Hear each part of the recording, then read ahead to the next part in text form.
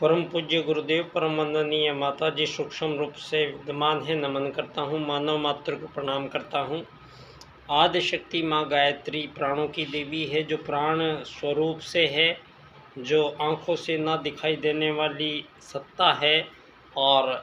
संपूर्ण जीवधारियों में वो मानव भी है। चिड़िया, तोते, हाथी, बंदर, शेर, कबूतर, मोर, चींटी, मधुमक्खी, तितलियाँ सभी जीव हैं। सभी जीवों में जो जीवन है, उस जीवन का जो कारण है वो आदि शक्ति माँ गायत्री की प्राण रूपी बिजली है, जिसकी वजह से संपूर्ण प्रकार के जीवन धरती पर चलायमान हैं। दोस्तों, पिछले यहाँ मानवों के विषय में काफ़ी अब चर्चाएं प्रबल हुई हैं, क्योंकि कुछ बातें यहाँ धरती पर इस प्रकार की पिछले कुछ समय में हुई हैं जिनकी कल्पना मानव ने नहीं की थी, और कल्पना से परे की जो बातें थी, यहाँ कुछ इस प्रकार की घटनाएं हुई और घटनाएं आने के बाद में, उनकी प्रतिक्रिया के बाद में मानवों के मूल स्वभाव पर बहुत बड़ा एक परिवर्तन धरती के मानवों पर इस समय आया है। दोस्तों, भारत में सबसे पहली जो बड़ी चोट अगर देखी जाएगी साधारण जनजीवन से लेके और बड़े तबके तक, तो उसमें सबसे पहला ही काम नोटबंदी कार्यक्रम का काम सरकार ने किया था। और सबको याद है कि लाइनों में खड़े खड़े महीनों गुजर गए थे इंसानों को। और उसके बाद से क्योंकि ये धन आधारित जीवन पद्धति यहाँ पहले से ही दुनिया में चलाई जा रही है, तो उस धन आधारित जीवन पद्धति में यहाँ दोस्तों ये जो लोकतंत्र नाम की जो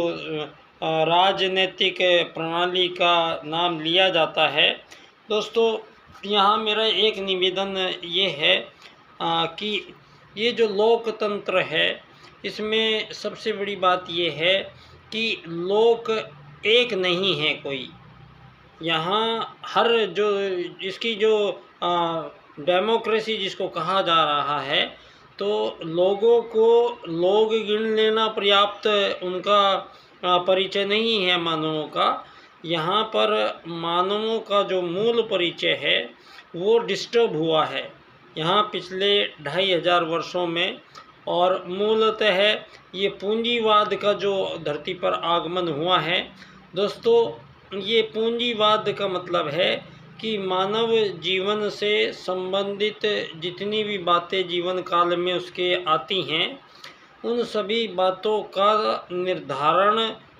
धन, रुपया, पैसा, डॉलर से जोड़ देना का विधान यहाँ धरती पर प्रारंभ काल से नहीं था। और ये वस्तुओं का मोल देना पड़ेगा, चीज़ों के रुपए देने पड़ेंगे, नौकरी देनी पड़ेगी, तनख्वाह देनी पड़ेगी, इस प्रकार की अवधारणाओं का यहाँ कोई अस्तित्व मौजूद नहीं था। लाखों करोड़ों वर्षों पूर्व से ही यहाँ मानव धरती पर रहते चले आए हैं, और मानवों के बीच किसी प्रकार का विभाग या विभाजन यहाँ नहीं था। आज सारी दुनिया में पिछले 2500 वर्षों में सारी मानव जाति को डार्विन और चार्ल्स वाद के अनुसार ये बताने की कोशिशें जो धरती पर की गई हैं कि मानव का जन्म धरती पर मछली बंदर से होते हुए विकासवाद की अवधारणा के अनुसार मानव बन गया है, मानव के पहले पूंछ थी, इस प्रकार की बातें यहाँ मानवों के विषय में जानवर के समतुल्य उसका विकास क्रम के आधार पे मानव का निर्माण बताया गया। फलतः परिणाम भी ये हुआ कि सारी दुनिया में मानव अपने आप को केवल एक देहधारी शरीरधारी मानव समझते हैं, और इस शरीर से संबंधित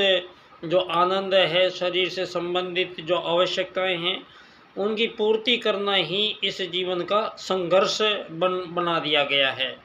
मानव जीवन को जिंदा रखने के लिए रोटी, कपड़ा, मकान, हवा, पानी, ये जो चीज़ें की आवश्यकता है, इन आवश्यकताओं में ही मानव जीवन को संघर्ष प्रदान किया गया है और संपूर्ण मानव जाति के बीच इन्हीं तत्वों की प्राप्ति के लिए यहाँ तुलनात्मक रूप से कंपटीशन को पैदा किया गया है। और धन, जहाँ पर जब धन आधारित जीवन पद्धति का निर्धारण हुआ है, उस धन आधारित जीवन पद्धति का जो मूल एस्पेक्ट है वो है कि इसमें धनवान लोग होंगे और निर्धन लोग होंगे, गरीब लोग होंगे और अमीर लोग होंगे। तो इस प्रकार की जो अवधारणा है, ये इस बात का ये प्रारंभ काल से मानवों के बीच का विषय नहीं था। और इस बात को पहली बार धरती पर कोई राजनेता ऐसा आया है जिस राजनेता ने दोस्तों हमारे वैदिक कालीन सनातन आर्यों की संस्कृति के समय से ही वेदानुकूल जीवन पद्धति के अनुरूप जो मानव जीवन के 4 लक्ष्य मानव जीवन को प्रदान किए गए थे सतयुग के माध्यम से,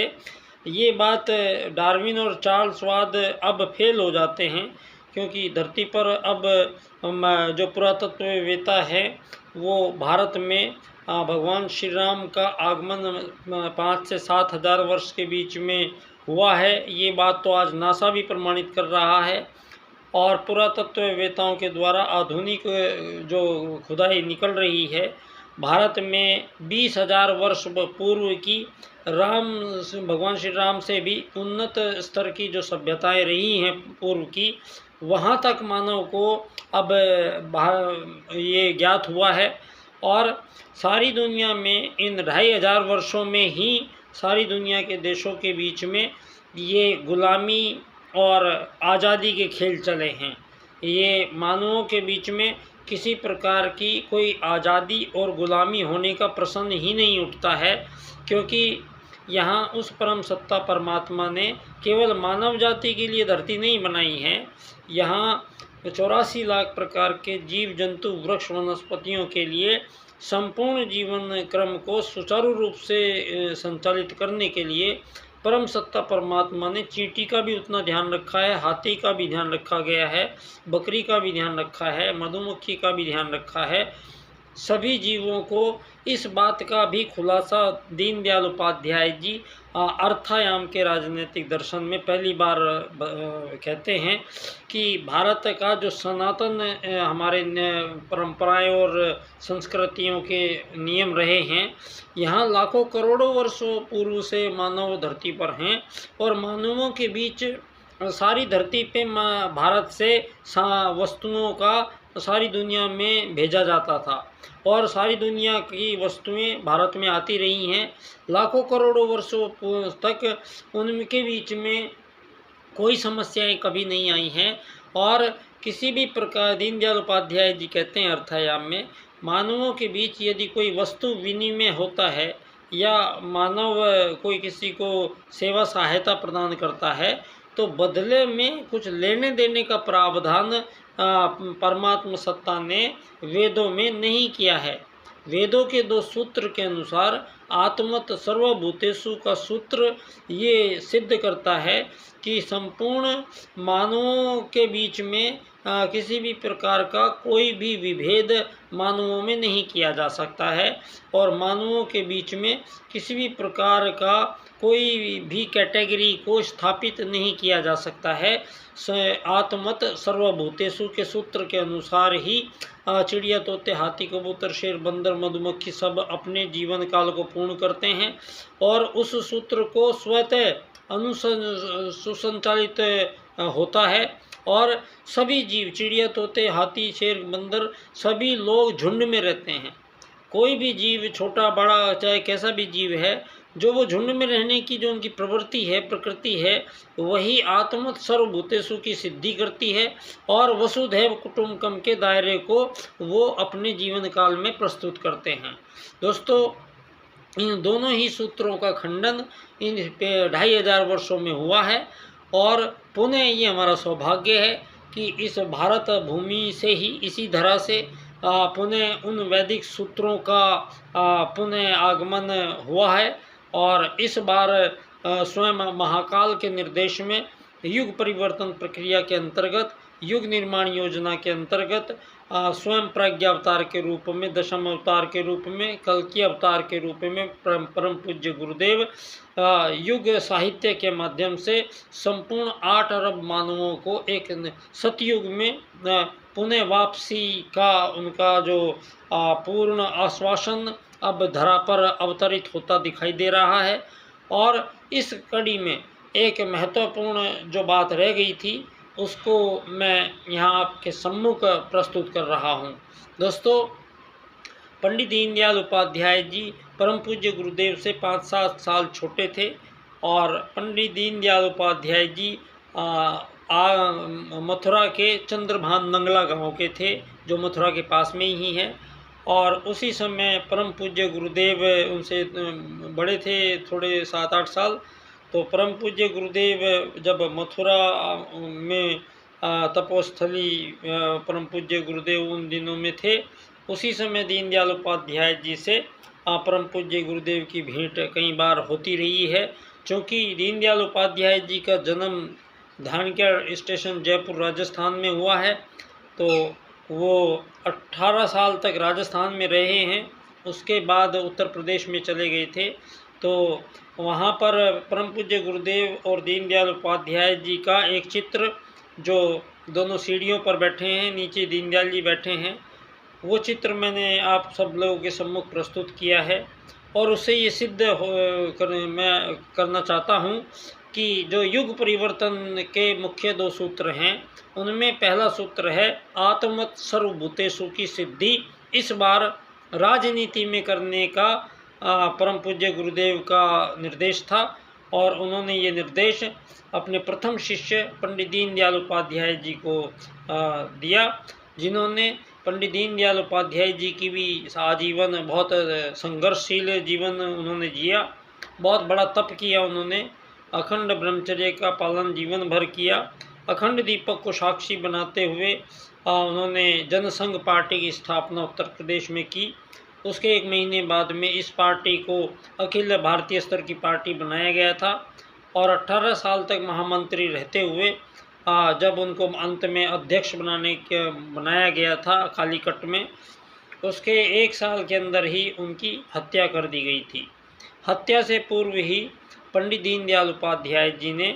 विश्व राजनीति के सम्मुख 4 राजनीतिक सूत्र प्रस्तुत किए हैं। आज तक चूँकि इन राजनीतिक सूत्र में से प्रमुख सूत्र है आत्मवत् सर्वभूतेषु, जिसको दीनदयाल उपाध्याय जी ने एकात्म मानववाद कहा है। और उनका सबसे क्रांतिकारी जो धरती पर सूत्र है वो है अर्थायाम का सूत्र। अर्थायाम में स्पष्ट किया है दीनदयाल जी ने कि ऐसी राजनीति दुनिया में हम ला रहे हैं जहां मानव में धन की कमी नहीं हो किसी को जीवन भर में, और ना ही किसी के पास धन की अधिकता हो। ऐसी अर्थायाम की राजनीति, एकात्म मानववाद की राजनीति आर्थिक लोकतंत्र के माध्यम से लाते हैं और अंत्योदय की प्राप्ति दुनिया को कराते हैं। दोस्तों, यहाँ परम पूज्य गुरुदेव के ही निर्देशन में मुझे पता नहीं था शुरू में, लेकिन मैंने इनके 4 राजनीतिक सूत्रों को अध्ययन करने में मुझे 20-22 साल का समय लगा। और अपने आप ये सूत्र दोस्तों मैंने इनको एक विशेष क्रम से इनको मैंने रखा है, और उस विशेष क्रम से जब इनकी व्याख्या की गई तो ये दीनदयाल जी क्या चाहते थे राजनीति में, और इतने गंभीर शब्दों को जो बोल के गए हैं, आज तक कोई भी राजनीतिक व्यक्ति उनके अर्थायाम पर बात नहीं करता है, सिद्ध नहीं कर पाता है। एकात्म मानववाद पर भाषण बहुत होते हैं, लेकिन उसको पूरा नहीं कर पाए हैं। दोस्तों, इसमें बहुत ही मुझे भी समय लगा, क्योंकि ये सूत्र जो दीनदयाल उपाध्याय जी ने बोला था उस समय, ये सूत्र पूर्ण नहीं हुआ था। इस सूत्र